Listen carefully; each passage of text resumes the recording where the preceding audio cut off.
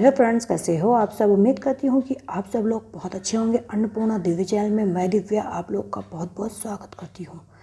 दोस्तों, आज के वीडियो में हम लोग जानेंगे भगवान शिव को प्रसन्न करने वाले सोमवार व्रत कथा। दोस्तों, सोमवार व्रत कथा कई तरह के होते हैं। प्रदोष व्रत कथा में भी भगवान शिव की पूजा की जाती है। सोमवार का व्रत किया जाता है तब भी भगवान शिव की पूजा की जाती है और 16 सोमवार का व्रत भी भगवान शिव को समर्पित है। आज की वीडियो में हम लोग सोमवार व्रत कथा के बारे में जानेंगे और नेक्स्ट वीडियो में 16 सोमवार व्रत कथा। तो चलिए दोस्तों, वीडियो को शुरू करते हैं। इसी नगर में एक धनी व्यापारी रहता था। दूर दूर तक उसका व्यापार फैला हुआ था। नगर के सभी लोग उस व्यापारी का सम्मान करते थे। न सब कुछ संपन्न होने के बाद भी वो व्यापारी बहुत दुखी था, क्योंकि उसके कोई पुत्र नहीं था, जिस कारण अपने मृत्यु के पश्चात व्यापार के उत्तराधिकारी की चिंता उसे हमेशा सताती रहती थी। पुत्र प्राप्ति की इच्छा से व्यापारी प्रत्येक सोमवार भगवान शिव की पूजा किया करता था और शाम के समय शिव मंदिर में जाकर शिव जी के सामने दीपक जलाया करता था। उसकी भक्ति देखकर माँ पार्वती प्रसन्न हुई और भगवान शिव से उस व्यापारी की मनोकामना पूर्ण करने का निवेदन किया। भगवान शिव बोले, इस संसार में सबको उसके कर्म के अनुसार फल की प्राप्ति होती।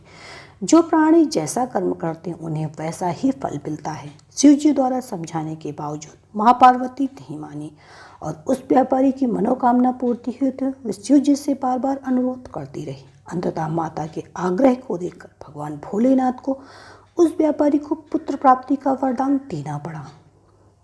वरदान देने के पश्चात भोलेनाथ माता पार्वती से बोले, आपके आग्रह पे मैंने पुत्र प्राप्ति का वरदान तो दे दिया, परंतु इसका यह पुत्र 16 वर्ष से अधिक समय तक जीवित नहीं रहेगा।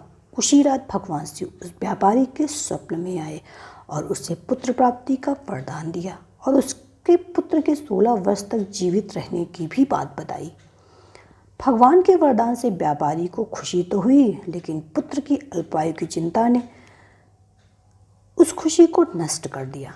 व्यापारी पहले की तरह सोमवार के दिन भगवान शिव का विधिवत पूजन करता रहा। कुछ महीनों के बाद उसके घर एक अति सुंदर सुशील बालक ने जन्म लिया और घर में खुशियां ही खुशियां भर गई।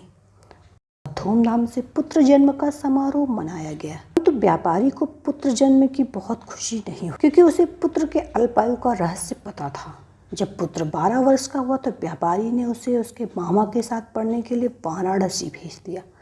लड़का अपने मामा के साथ शिक्षा प्राप्ति हो चल दिया। रास्ते में जहाँ भी मामा भांजे विश्राम हेतु रुकते, वहीं यज्ञ करते और ब्राह्मणों को भोजन कराते।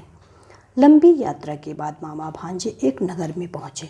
उस दिन नगर के राजा की कन्या का विवाह था, जिस कारण पूरे नगर को सजाया गया था। निश्चित समय पे बारात आ गई, लेकिन वर का पिता अपने बेटे के एक आंख से काने होने के कारण बहुत चिंतित था। उसे भय था कि इस बात का पता चलने पर कहीं राजा विवाह से इनकार न कर दे। इससे उसकी बदनामी भी होगी। जब वर के पिता ने व्यापारी के पुत्र को देखा तो उसके मस्तिष्क में एक विचार आया। उसने सोचा, क्यों ना इस लड़के को दूल्हा बनाकर राजकुमारी से विवाह करा दूं। विवाह के बाद धन देकर विदा कर दूंगा और राजकुमारी को अपने नगर ले जाऊंगा।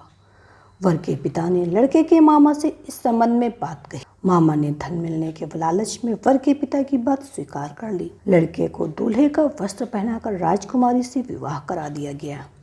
राजा ने बहुत सा धन देकर राजकुमारी को विदा किया। शादी के बाद लड़का जब लौट रहा था तो वह सच नहीं छिपा सका। उसने राजकुमारी की ओढ़नी पे लिख दिया, राजकुमारी तुम्हारा विवाह मेरे साथ हुआ। मैं तो वाराणसी पढ़ने के लिए जा रहा हूँ। अब तुम्हें जिस नवयुवक की पत्नी बनना पड़ेगा वह काना है।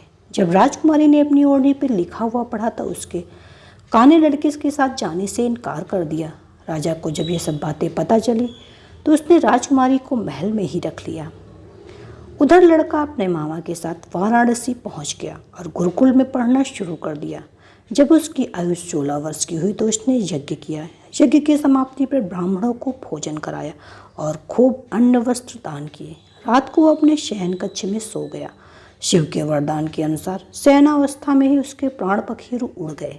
सूर्योदय पर मामा मृत भांजे को देखकर रोने पीटने लगे। आसपास के लोग भी एकत्र होकर दुख प्रकट करने लगे। लड़के के मामा के रोने के विलाप करने के स्वर समीप से गुजरते हुए भगवान शिव और माता पार्वती ने भी सुने। माता पार्वती ने भगवान से कहा, प्राणनाथ, मुझे इसके रोने का स्वर सहन नहीं हो रहा। आप इस व्यक्ति के कष्ट को अवश्य दूर करें। भगवान शिव ने माता पार्वती के साथ अदृश्य रूप में समीप जाकर देखा तो भोलेनाथ माता पार्वती से बोले, यह तो उसी व्यापारी का पुत्र है जिसे मैंने 16 वर्ष की आयु का वरदान दिया था। इसकी आयु पूरी हो गई। माता पार्वती ने फिर भगवान शिव से निवेदन कर उस बालक को जीवन देने का आग्रह किया। माता पार्वती के आग्रह पर भगवान शिव ने उस लड़के को जीवित होने का वरदान दे दिया और कुछ ही पल में वह लड़का जीवित होकर उठ बैठा। शिक्षा समाप्त करके लड़का मामा के साथ अपने नगर की ओर चल दिया।